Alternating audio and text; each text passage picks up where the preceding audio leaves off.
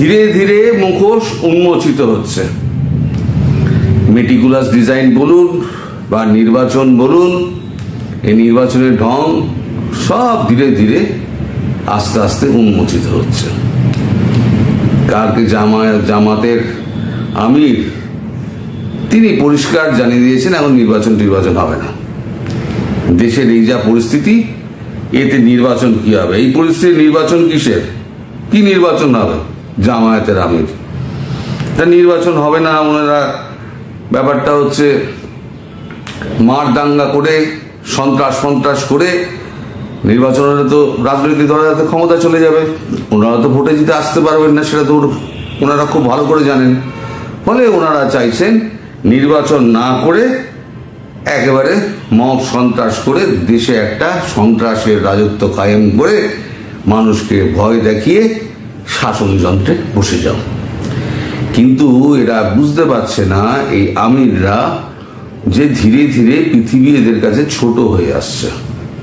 আজকে এই দেশ ঢুকতে দিচ্ছে না, কালকে ওই দেশ থেকে ফেরত পাঠাচ্ছে, সব নো এন্ট্রি হয়ে যাচ্ছে। একমাত্র বাকি থাকবে পাকিস্তান। সেই পাকিস্তান সন্ত্রাসবাদী রাষ্ট্র, আপনারা সন্ত্রাসবাদী, সেই সন্ত্রাসবাদী রাষ্ট্রে গিয়ে আপনারা থাকুন, কোনো আপত্তি নেই।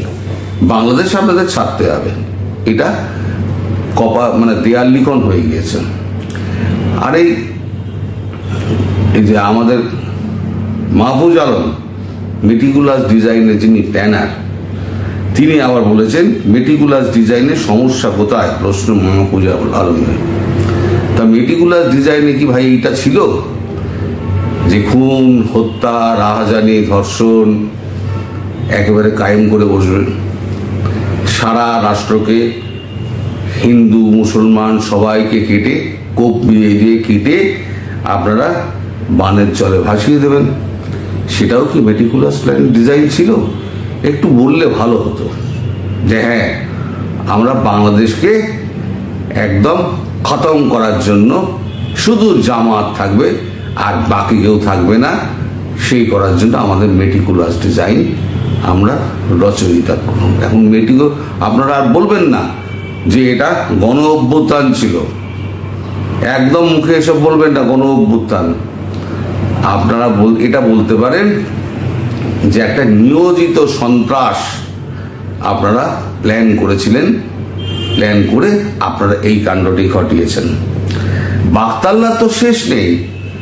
আবার এখানে ওই যে আসিফ আলম, সজীব ভুঁইয়া 26 অক্ষরের যার নাম আছে না, তিনি বলেছেন, সম্ভবত ছিল আসিফ মাহমুদ সজীব ভুঁইয়া 26 অক্ষরের, তিনি বলেছেন এদেশে জুলাই এদেশে লক্ষ কোটি বিপ্লবীর জন্ম দিয়েছে।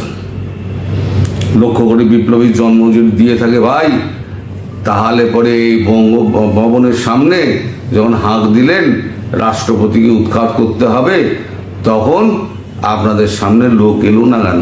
লক্ষ কোটি বিপ্লবীর যদি জন্ম হয়ে থাকে, তাহলে সেই লক্ষ কোটি বিপ্লবী গেল কোথায়? আপনারা এসব ভাষণ টাষণ মেরে আপনারা চান যে আপনারা ক্ষমতায় থাকবেন, মানুষকে ভুল বোঝানোর জন্য যা যা করা দরকার সব কিছু আপনারা করছেন। আবার তিনি আবার বলেছেন জুলাই শহীদ হতে না পারা আমার জন্য আফসোসের। বাবধন, আফসোস করতে হবে না। এই যে তোমরা যে জিনিসগুলো করছো না, তোমরা কি মনে করছো ইতিহাসের পুনরাবৃত্তি হবে না? আওয়ামী লীগ ফিরবে না? আওয়ামী লীগ ফিরলে পরে ঠিক এভাবেই হয়তো প্রতিশোধ নেবে, হয়তো এইভাবেই প্রতিশোধ নেবে। এই তখন তোমাদের এই যে আফসোস না, এই আফসোসের একেবারে দফা রফা হবে, তোমাদের আফসোস করতে হবে না। আর তোমাদের যদি যদি লক্ষ লক্ষ শহীদ হয়, তাহলে এই মুদির দোকানি, ওই চামড়ার ব্যবসায়ী, ওই মজদুর, তাদেরকে তোমাদের ওই এতে এনসিপির সমস্ত পার্টিতে ঢোকাচ্ছ না নামগুলো তাদের অনুমতি ছাড়া। এরকমই একজন পাওয়া গেছে না জানিয়ে এনসিপি কমিটিতে মুদি দোকানদার প্রত্যাহার চেয়ে ফেসবুকে উনি পোস্ট করে দিয়েছেন, বুঝো? তার উন্নতি দরকার নেই, আসলে লোকের নাম্বার অফ ফিগারটা বাড়াতে হবে, যে এত লক্ষ লোক আমাদের রয়েছে, তাতে কে মুদির দোকানি, কে মজদুর, কে হচ্ছে লোহার কারবারি দেখার দরকার নেই। এই হচ্ছে আমাদের বর্তমান যারা শাসক রয়েছে তারা। এরপরে আরো কিছু আছে, শেষের দিকে আমি যেটা বলবো সেটা হচ্ছে যেটা ব্রেকিং নিউজ। এই ব্রেকিং নিউজ হচ্ছে এই যে আপনারা এখন কাগজে বেরোচ্ছে না, এই যে দেশ রূপান্তর কাগজে বেরিয়েছে, স্থলবন্দর নিষেধাজ্ঞায় সাগর পথে চলছে ভারতে পণ্য রপ্তানি। ভারতে পণ্য রপ্তানি খুব শিগগির বন্ধ হবে। সমস্ত ট্রেড ভারতবর্ষ বাংলাদেশের সঙ্গে বন্ধ করতে যাচ্ছে। শুনে রাখুন, আমি আগে ভাগে খবরটা দিয়ে দিলাম। এখন বলবেন গুজব রটাচ্ছেন, কদিন বাদে দেখবেন এই গুজব যেগুলো আমি বলেছিলাম না সব তো সত্যি হচ্ছে। কদিন বাদে দেখবেন আপনাদের সমস্ত ট্রেড ও যেটা সমুদ্রপথে হচ্ছিল সেটাও বন্ধ হয়ে যাবে। এবার সারা পৃথিবীর থেকে আপনারা তো বিচ্ছিন্ন হয়ে গেছেন। আমি বলেছিলাম বিচ্ছিন্ন একটা দ্বীপে আপনাদের করে দেবে, তৈরি করে দেবে ভারতবর্ষ। সেই বিচ্ছিন্ন দ্বীপ আপনাদের তৈরি করার সমস্ত রকম ব্যবস্থা হয়ে গেছে। মানে নরেন্দ্র মোদী করছেন কি, একেবারে ওই আড়াই প্যাচে আপনারা যেমন কাটেন না, হালাল করেন, আড়াই প্যাচে আপনাদের হালাল করছে। আমাদের দেশে এই হালাল শব্দটা আর লেখা যাবে না। হিন্দু দেশে আবার হালাল শব্দ কি? আমাদের যে মানে নিদর্শন থাকে, সবুজ একটা ডট আর লাল ডট। সবুজ ডট মানে হচ্ছে নিরামিষ, আর লাল ডট হলো গিয়ে আমিষ। এছাড়া কেউ প্যাকেটে লিখতে পারবে না 100% হালাল। 100% হালাল পালাল এই সমস্ত আমাদের এখানে চলবে না। তো আপনাদের ওখানে হালাল ফালাল তো আপনারা মানুষ কেটেই হালাল করছেন, আড়াই কাছে মানুষ কাটছেন আপনারা তো হলেন কি একেবারে মানে কি বলবো, মানে নেক্সট জেনারেশনের আপনারা সন্ত্রাসবাদী। ওই আইএস এর মতো, আইএসরা যেমন ওই পোশাক পরিয়ে তারা আড়াই কাছে গলা কাটে, আবার ভিডিও তুলে সেটাকে আবার প্রচার করে, আপনারাও তাই করছেন।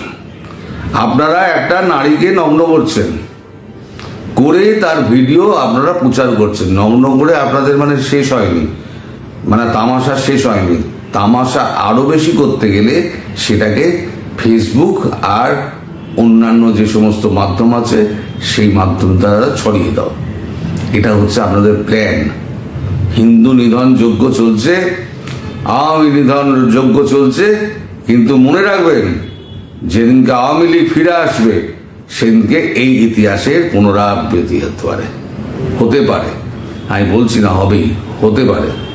তাদের মনে কি আছে তারাই জানে। এই যে পুনে বাজারে এই সমস্ত পালিয়ে রয়েছে না, একদিন তো পথে নামবে।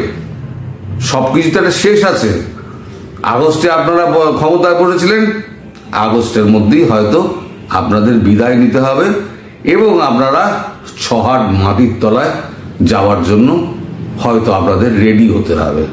তো আপনাদের এই যে আফসোস যে সমস্ত আছে না, যে শহীদ না হতে পারার আফসোস, এই আফসোস আপনাদের করতে হবে না। এই আফসোস খুব শিগগিরই আপনাদের মিটে যাবে, খুব তাড়াতাড়ি। এই জন্য আপনারা তৈরি থাকুন। আর ভারতবর্ষ সমস্ত রকম কানেকশন আপনাদের সঙ্গে থেকে কেটে দেবে। আর আদানিকে আপনারা যে বলছেন না আমরা আদানির টাকা মিটিয়ে দিয়েছি, আদানি 319 মিলিয়ন টাকা আপনারা মিটিয়েছেন। আদানি পায় 930 মিলিয়ন ডলার। আদানি বলেছে যে এই 930 মিলিয়ন ডলার আমাকে পুরো দিতে হবে, আদারওয়াইজ আমি কিন্তু বিদ্যুৎ আর দেব না, কারণ আমি পরিকাঠামো চালাতে পারছি না। আপনারা দেশে বলে বেড়াচ্ছেন আদানির সঙ্গে আপনাদের একটা বৈঠক হয়েছে, আদানির সঙ্গে আপনাদের একটা চুক্তি হচ্ছে।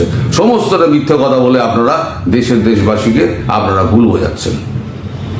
আসলে আদানি এই কথা একবারও বলেনি। আদানি চাপ দিচ্ছে ওই 900 মিলিয়ন ডলার আপনাকে পুরো ফেরত দিতে হবে। 900 মিলিয়ন ডলার যদি ফেরত না দেন তাহলে কারেন্টে আমি যেরকম বলেছিলাম কুচ করে একদিন কেটে দেবে। সেই দেখবেন নিষ্প্রদীপ হবে আপনাদের যা মানে এর অবস্থা, নিজস্ব বিদ্যুৎ উৎপাদনের যে অবস্থা, তাতে ভারতবর্ষ যদি বিদ্যুৎ বন্ধ করে দেয়, সব ট্রেড যখন বন্ধ হয়ে যাচ্ছে, বিদ্যুতের ট্রেড বন্ধ হয়ে যাবে, এটা তো খুব স্বাভাবিক, সেটা সময়ের অপেক্ষা। মোদিজির একটা চিঠি, সব শেষ, ন্যাশনাল গ্রিডে দিয়ে দেবে, তার তো কোনো লস নেই, ভারতবর্ষ কিনে নেবে। আদানির তো কোনো লস নেই, আদানি এখানে বন্ধ করে দিল, ওখানে গিয়ে আপনার বিদ্যুৎটা ন্যাশনাল গ্রিডে দিয়ে দিল। হ্যাঁ, আদানির লস কি? সেই লসটা হচ্ছে আপনাকে যে বিদ্যুৎটা দিয়েছে পাওনা টাকা, সেই টাকাটা আপনার চিটিংবাজ দেশ তো টাকা দেবে না, সেটা ভারতবর্ষে কোনোভাবে একটা ব্যবস্থা করে, আদানি ব্যবসায়ী তো, তাকে একটা ব্যবস্থা করে দিতে হবে। তো যাই হোক, আপনারা সব দেখতে থাকুন।